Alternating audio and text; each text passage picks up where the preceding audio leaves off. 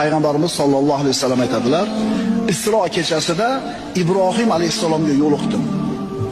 Ibrohim alayhisalom payg'ambarimizga aytdi: "Ey Muhammad, ummatingizga mendan salom ayting va xabar bering ularga.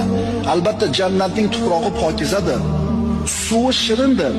Albatta jannatning ko'chatlari subhanalloh, valhamdulillah, va la ilaha illalloh, vallohu akbar." Mana shu zikrni har bittasini aytar ekanmiz, bizning jannatimizga bittadan ko'chat ko'chiriladi.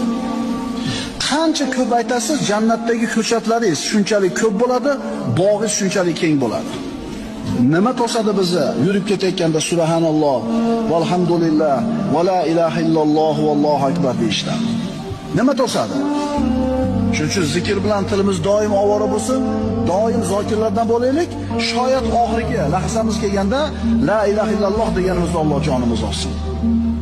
Chunki Rasul aytganlar, kimni oxirgi aytgan so'zi la ilaha illalloh bo'lsa, jannatga kiradi degan.